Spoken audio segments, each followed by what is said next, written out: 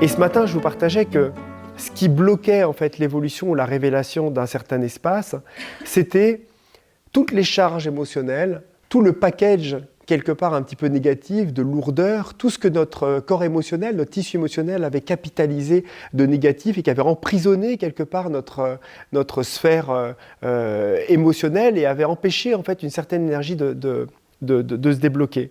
Ce qui veut dire que quelque part, les techniques initiatiques peuvent permettre en fait de relancer l'énergie, d'ouvrir sur certains plans pour pouvoir s'unir à quelque chose qui va descendre dans les corps et qui va circuler dans les espaces que nous aurions obstrués, on va dire, de cette manière-là.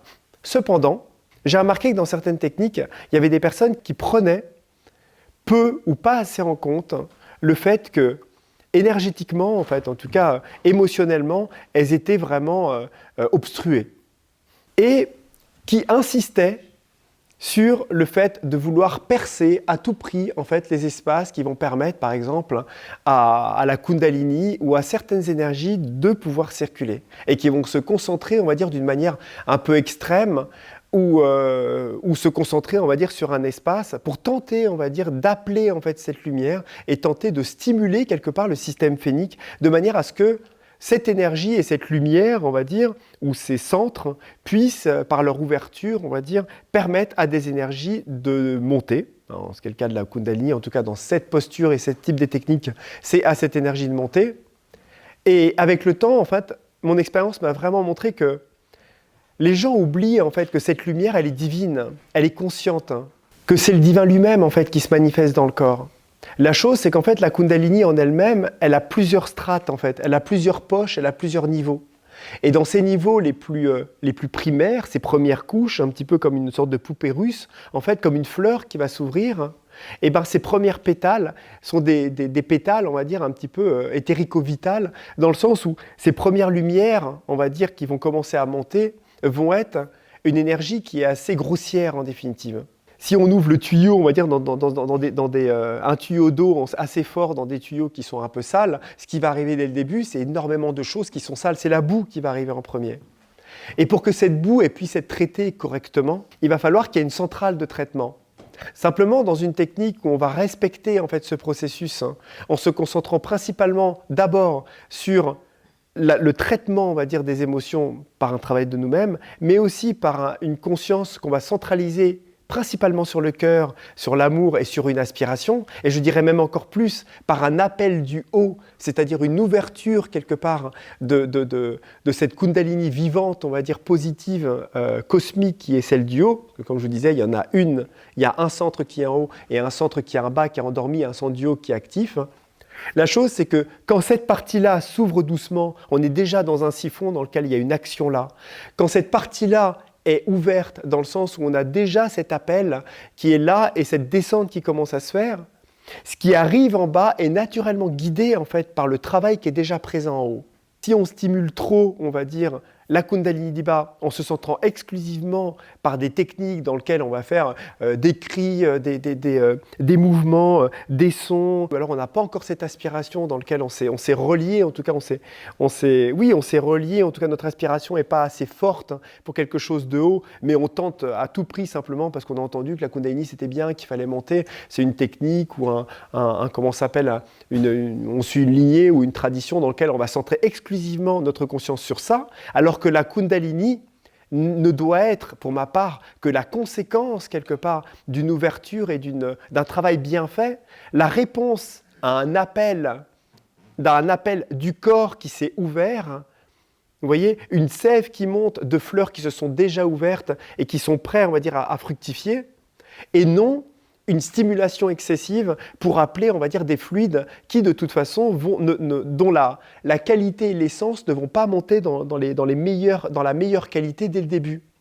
Et de ce fait, j'ai rencontré beaucoup de monde, en fait, qui faisait des techniques comme ça, exclusivement en disant, tiens, en faisant monter la Kundalini comme ça, je vais effectivement nettoyer les trucs, c'est l'énergie qui va faire que, j'ai reçu une initiation, machin, etc., etc. Et qui vont aller un petit peu fanatiquement, on va dire, faire des exercices toute la journée pour faire stimuler ça. Mais qu'est-ce qui se passe à un moment ? Il se passe qu'ils vont se retrouver effectivement à faire monter quelque chose. Parce qu'à force de stimuler le système phénique, à force de stimuler un petit peu les centres physiologiques, forcément, l'énergie va commencer à monter. Simplement, elle va monter violemment. Elle va monter violemment, pas du tout de manière raffinée. C'est pas du tout l'énergie consciente qui va monter au début. C'est l'écume, c'est les vagues qui entourent en fait cette conscience. Et en montant, en fait, ce qui va se passer, c'est qu'il y a toute la boue au début qui va venir, des choses assez saccadées dans lesquelles la personne ne maîtrisera pas forcément au début sa méditation, dans lesquelles elle va se retrouver à avoir plein d'à-coups, dans lesquelles ce ne sera pas forcément agréable, voire dangereux de par les énergies qui montent et de ce qui est appelé et stimulé, parce que les centres ne sont pas ouverts et l'énergie n'est pas guidée en fait par quelque chose qui, au fur et à mesure que les canaux s'ouvrent, elle est naturellement, cette énergie, de par d'être guidée, font naturellement dans les artères subtiles de par la lumière en fait psychique du cœur qui prend ça en compte et qui amène en fait l'extase que recherchent en fait ces aspirants et ces méditants. Chose qu'on ne retrouve pas en fait quand les personnes elles vont aller stimuler excessivement en fait par des techniques assez guerrières en fait la Kundalini. Et j'assure qu'en ayant voyagé, j'ai rencontré beaucoup de monde comme ça qui parfois finissaient par être extrêmement perturbés, ne maîtrisaient plus leur méditation, parce que derrière, il y avait une certaine violence en fait, liée à ce processus. Aujourd'hui, je vous parlais de ce basculement en fait, de l'énergie, ce basculement dans le sens où ce qui gère en fait, cette ouverture et cette descente, c'est avant tout notre cœur, c'est notre âme qui gère les centres. Ce qui veut dire que cette trinité de ces trois centres en fait, que gère en fait, notre âme, c'est elle, quelque part, c'est elle qui a la conscience et la sagesse juste de savoir quand est-ce qu'elle ouvre en fait ses portes. Et généralement, tout ce que l'on fait, pas généralement, c'est tout le temps, on va dire, tout ce qu'on reçoit d'en haut est consciemment et intelligemment ouvert, on va dire, par cet espace-là. Et ce qui est ouvert en bas, c'est la même chose. Simplement, les forces d'en bas, si on les titille sans que la partie de derrière et cette âme et cette lumière psychique n'aient délibérément considéré que le véhicule était prêt, parce que ça monte autrement naturellement, il n'y a rien besoin de faire. Les choses, elles se déclenchent automatiquement. À vrai dire, il n'y aurait même pas à chercher à déclencher la Kundalini ou à s'en servir pour quelque raison que ce soit, puisqu'elle est la conséquence en fait, naturelle d'un déblaiement et d'une ouverture en fait, sur les plans divins. Et Sri Aurobindo en fait, disait qu'il était beaucoup plus sage, en fait, plutôt que certains tantriques, par exemple, dans certaines méthodes, que de se concentrer sur les centres du bas et de tenter de titiller et d'ouvrir délibérément ces centres-là qui allaient amener une énergie assez folle et assez forte, ce qui allait déblayer des choses.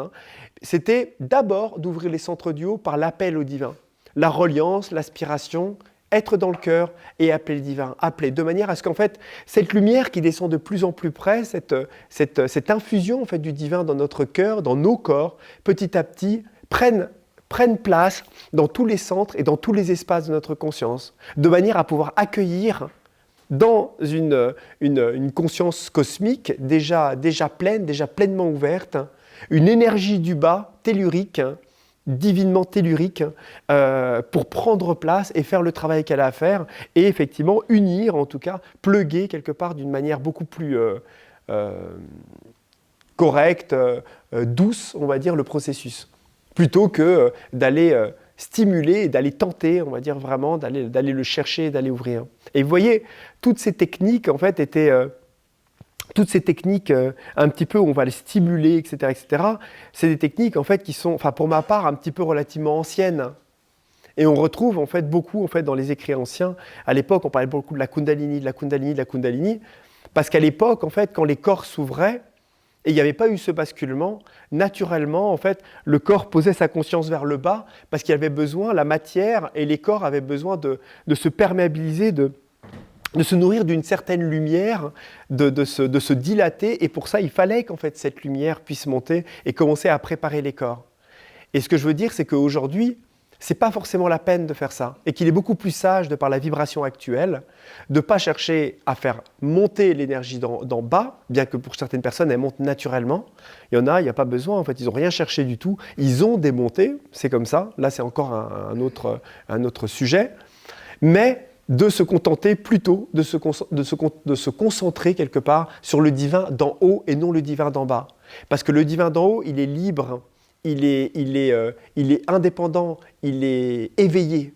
Et donc lui, il peut prendre en charge ça directement. Et si on suit ces recommandations-là, en disant que ça peut être des recommandations, et ben ça permet en fait d'avoir et de commencer à vivre en fait des extases qui sont douces. Et la lumière commence à monter, et ben qu'elle soit centralisée correctement et que le raffinement en fait des couches et le raffinement de la lumière qui pénètre dans les corps soit correctement guidé pour qu'il n'y ait pas de problématiques physiques et il n'y ait pas de peur et de choses.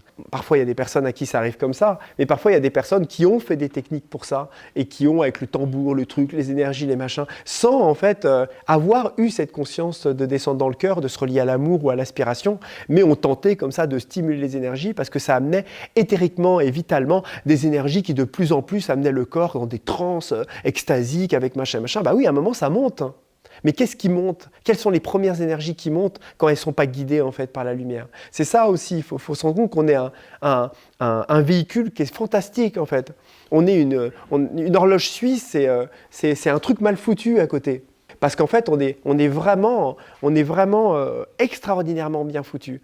Donc c'est pour ça que toutes les initiations, quand elles ont fait des techniques, quand elles utilisaient en fait des techniques, il y avait toujours au centre l'aspiration et l'intention d'une union divine.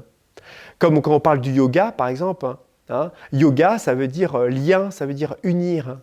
Donc c'est une union. Et quand on fait yoga, en fait, on fait et on recherche l'union, on fait l'union avec le divin.